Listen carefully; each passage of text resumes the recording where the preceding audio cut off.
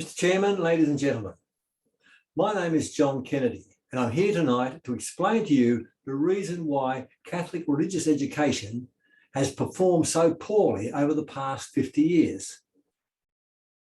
I'm also here to tell you how to fix it. It hasn't always failed. Prior to 1970, students graduated from Catholic schools and they practiced the faith. In fact, in the 1970s, 75% of Catholics attended Mass on Sunday. But then something went wrong. In the 1960s, we had the Second Vatican Council, which was a council designed to modernise the church, not to change any of its beliefs. In the late 1960s, it was decided that the rule governing all religious orders would be changed to make life easier. Strangely enough, hundreds of thousands of priests, brothers and sisters got up and left their orders. We were told that it was they just didn't like the changes.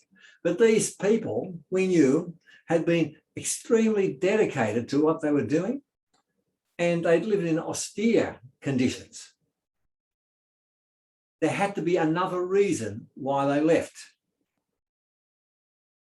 Lay teachers took over the job of teaching our children religion in school. And almost immediately, the children lost all interest in the faith. When they graduated from school, they didn't practice it. Some parents thought, well, it's the school, so they changed the school. But this didn't help out any at all. Many thought it was the standard of lay teachers, their teaching. And still others thought that they were responsible. They were being too fanatical about the faith themselves. Around 2000, Archbishop Anthony Fisher was teaching trainee teachers religious education. And he said he found that he had to start from scratch in training them because most of them knew nothing about the Catholic faith. Probably because of this reason, new textbooks were published and issued for use in all Catholic schools called To Know, Worship and Love. These provided much more information about the church and its traditions, but they did nothing to solve the problem. A survey was published in the Catholic Weekly in May 2015. It was part of a talk by Archbishop Fisher, and the survey reported that only 5% of the graduates of Catholic schools continued to practice the faith after they were 29 years of age. The Catholic Weekly did its own survey of the working population. It asked what percentage of the working population, Catholic working population, attended Mass on Sundays. And it found only 3% attended Mass. That is really a 97% failure rate. I attended a pastoral council meeting at Frenchs Forest Parish in 2015. And one of the members of the meeting stood up and said, Vigil Mass. All of the people at the Vigil Mass are in their 70s and 80s. In 10 years or 20 years' time, no one will be attending that Mass. Where, he asked, are all the children who have been trained in our Catholic schools? Soon after, I set up a group called New Perspectives for Catholic Education. And it had the task of finding out why Catholic schools cannot produce practicing Catholics. To find the answers, we got hold of and read all the relevant teaching materials.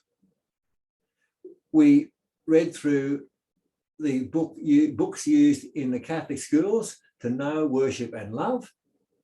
We looked through the materials in the Broken Bay area for use by catechists. We looked at the sacramental booklets used in both the Archdiocese of Sydney and the Broken Bay Diocese. And I became a catechist for 4 years.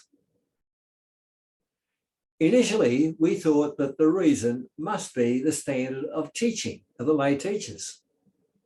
However, I had to do some training courses before I could become a catechist. And at one of these training courses on ecumenism, it was explained to us that in the 1970s, the salvation approach to religious education had been displaced by the discipleship approach.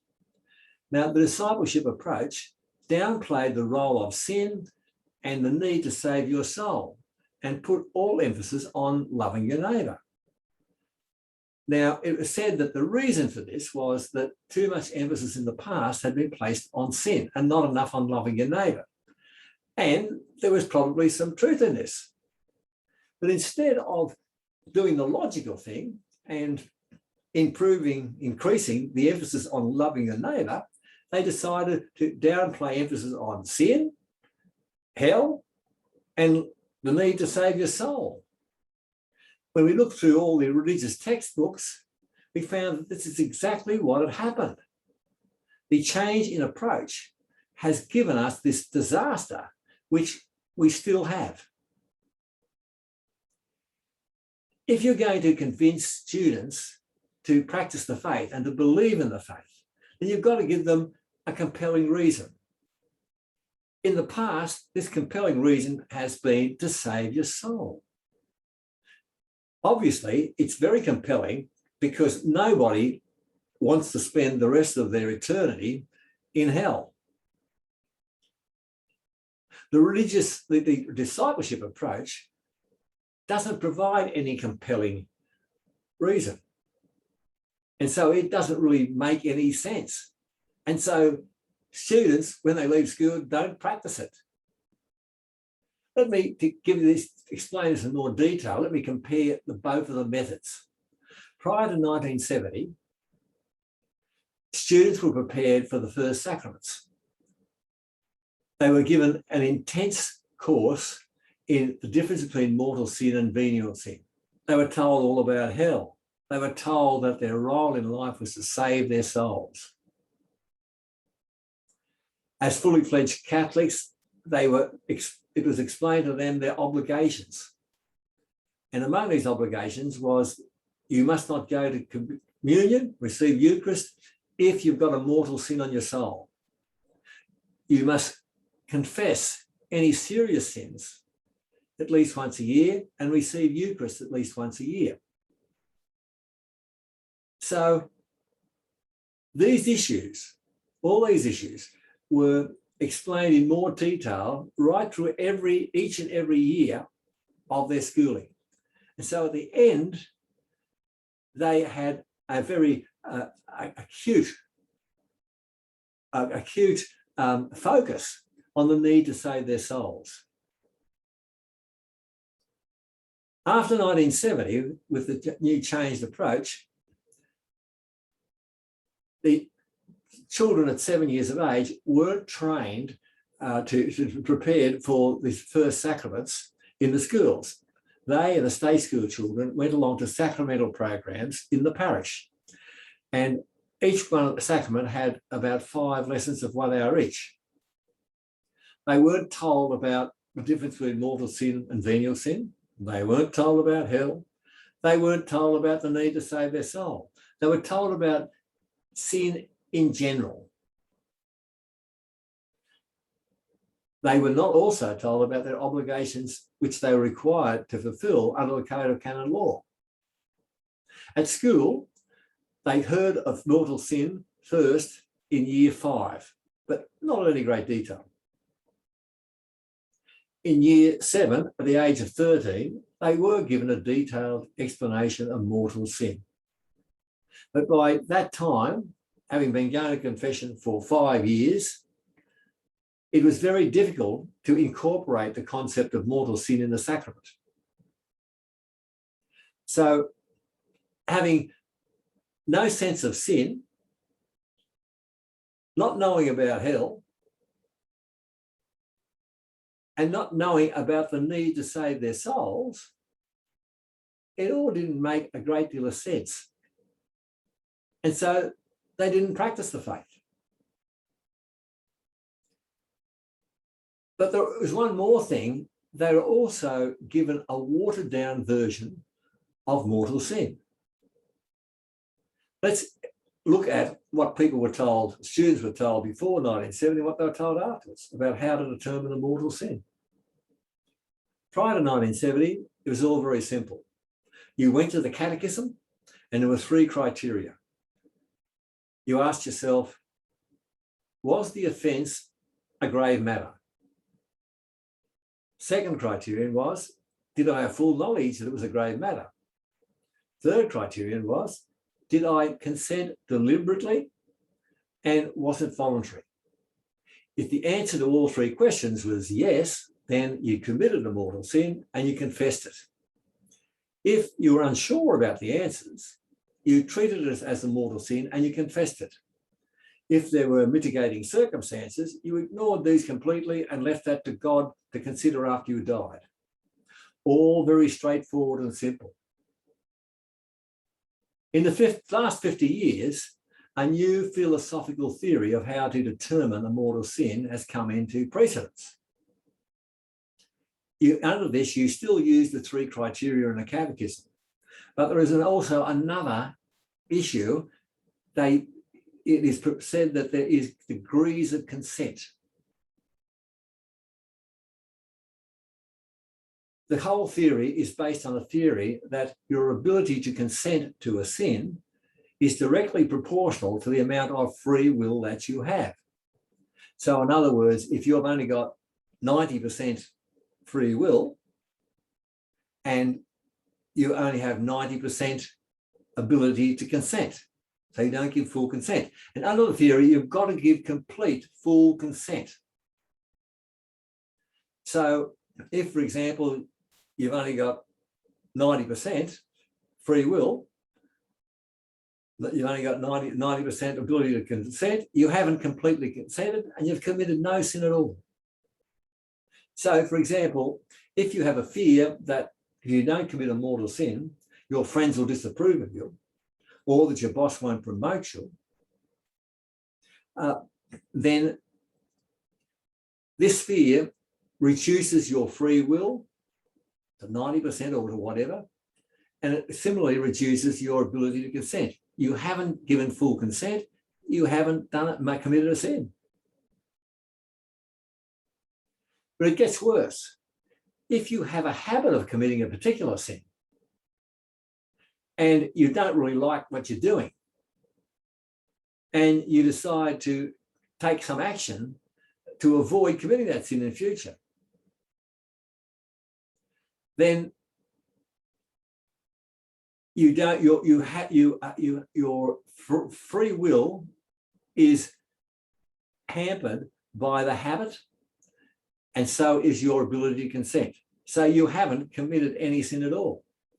An example of this is, say you're a mass murderer, a serial murderer.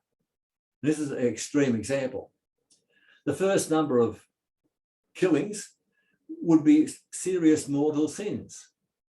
But once the habit kicks in and you comply with the conditions of the theory, then you have committed no sin at all, because the habit is interfere with your free will, so you can't give full consent. Now, this is ridiculous. The reason why it's incorrect is that it's based on an incorrect presumption. The presumption that there are degrees of consent. Sure, there are degrees of free will, but there are no degrees of free consent, of consent. Consent is a discrete question of law. You either consent or you do not. It is either voluntary or it is not. Women are either pregnant or they're not. There's no in-betweens. So, confronted by this complex theory, Catholics have great difficulty in determining if they've committed a mortal sin.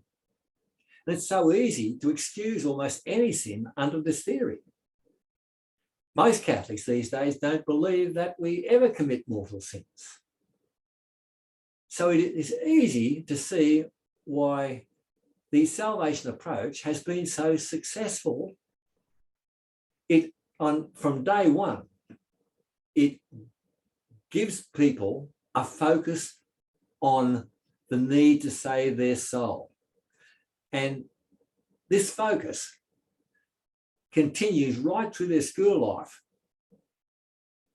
so that when they graduate, they practice. What is more, every 3 years, 2 Dominican priests would show up at your parish, and they'd run a mission.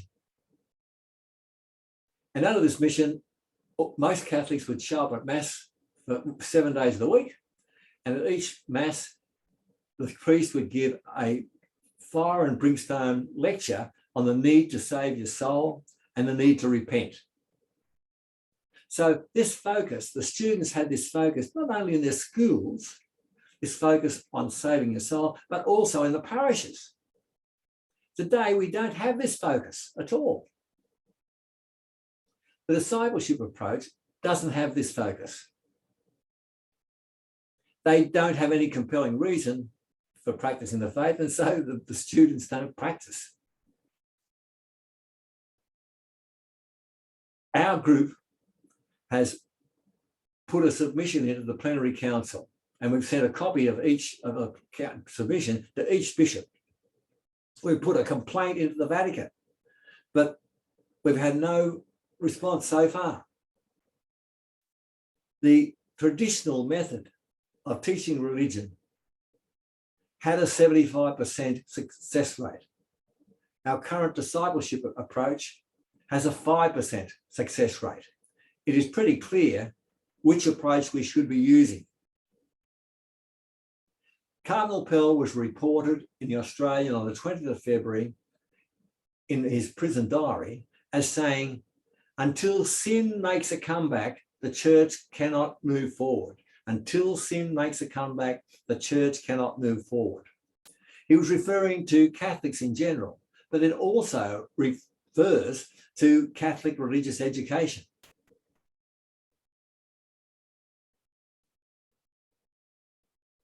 He was referring to the lack of a sequence, which must be there if a person is to believe in God. If a person, a student, has an awareness, a sense of sin, then they are likely to worry about the need to save their soul.